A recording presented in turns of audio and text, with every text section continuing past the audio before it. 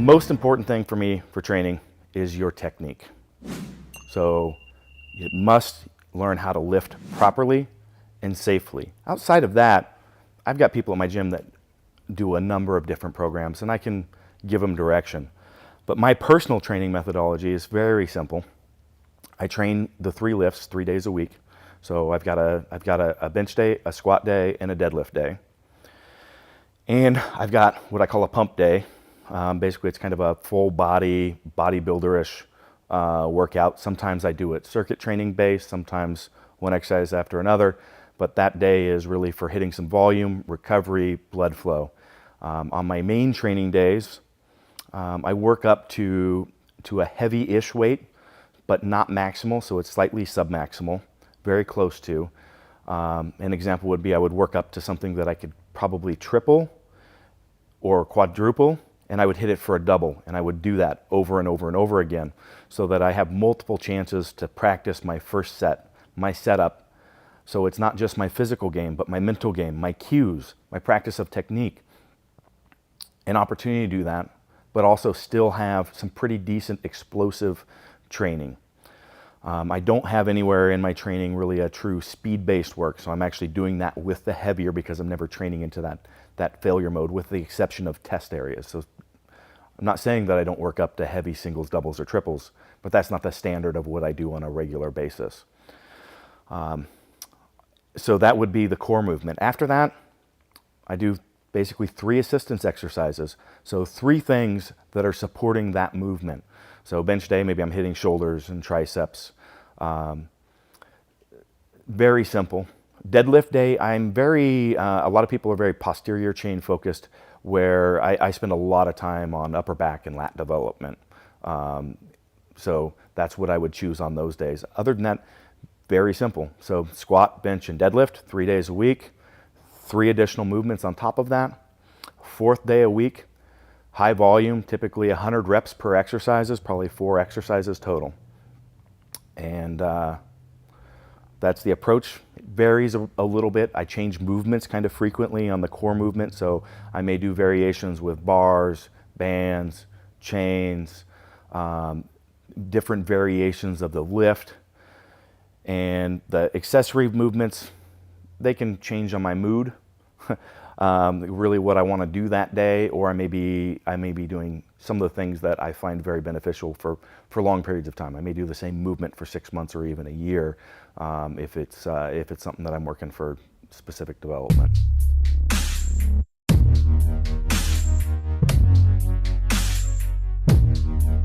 Yes, so I do want them to be pretty explosive, and I use a measurement device to measure that, but you don't have to do that to follow my system. It's actually interesting because we have that measuring device, so it holds us accountable in the gym to know what that is. But at the same time,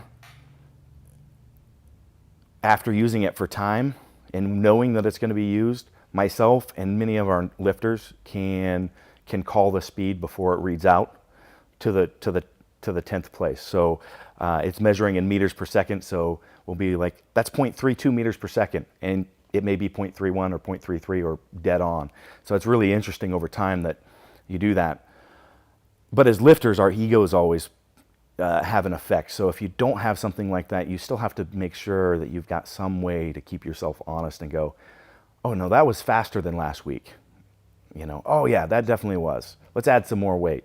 And so you've got to have some way of doing that. So it could be as simple as a timer or stopwatch, or just video review, filming it, and then the next time, let's review. Let's look at this one, because you've got to be consistent at least with that to know whether you're improving or not.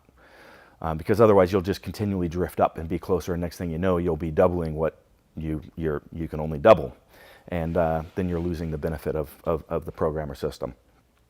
And I always coach it as, if I'm doing doubles, it's something that should look like it would be an opener at a meet. It's a heavy weight, and you've got to be set up properly. You've got to think about everything that you need to do. You can't just walk up there and just do it.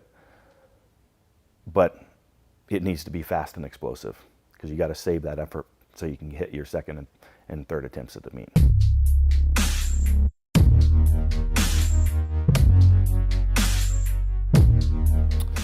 It's really my dropping point. So if if I can maintain speed, I'll hit 3 sets. If I've got my third set, they're still moving acceptable.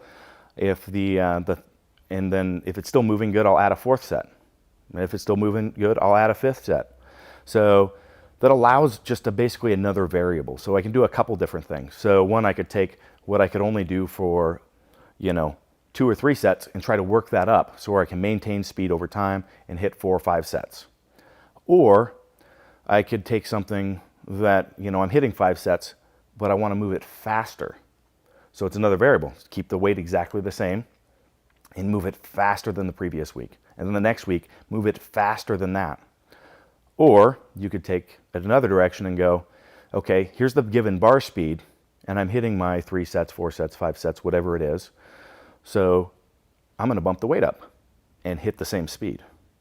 And then I'm going to bump the weight up again the next week and hit the same speed. So it allows you a number of different iterations to play with to see improvement. And so I'll play around with those different ones given on, depending on what I'm trying to accomplish at the time.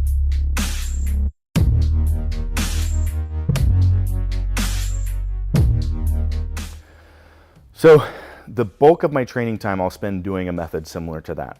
So basically I'll have a wave of either increasing the weight, trying to maintain the speed. Basically any of those iterations we talked about could be a mini 3 or 4 week wave. As I get towards a meet, I will actually move more to including some test periods and seeing where I'm at. Because I've gotten the benefit of the explosive strength development. So I've already got that. Really, it comes down to, for me, as I get close to meet time, is dialing in and finding out where is your peak strength at, and how is that everything that you've done over the past 12 weeks going to set you up for performance at the meet. So that's where you'll see me working up to a heavy double or triple, seeing where I'm at, and then actually progressing further. Basically 4 weeks out from a meet, that's where I like to be hitting my third attempt at a meet. So I dial that in. The next week, I'll work up to my second attempt, and then 2 weeks out from the meet, I'll work up and hit my opener. Same time, I taper my volume down. We talked about the 3 assistance exercises. I'll taper that from 3, 2, 1, and 0. So at the same time, I'm tapering both the maximal effort. So a month out, I really know where I'm at for a strength level. And then I taper that and prep for the meet, and then I taper my volume leading in.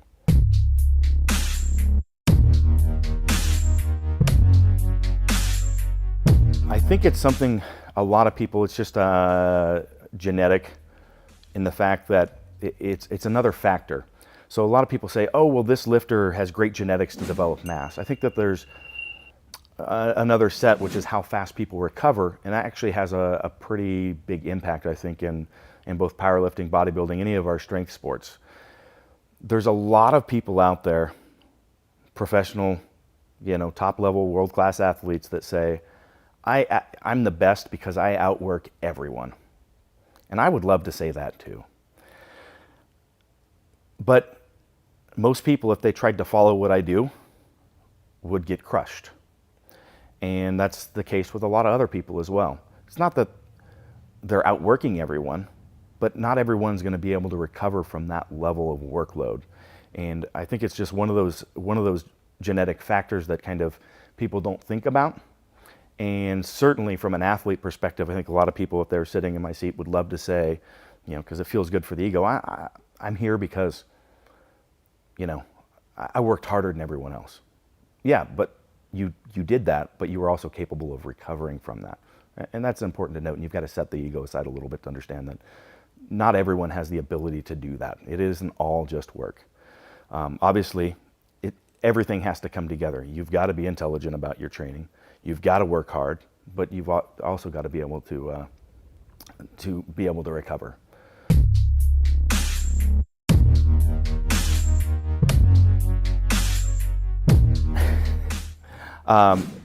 It does come down to exactly how I coach people. So I don't do any one-on-one training with people, like writing programs and telling people exactly what to lift.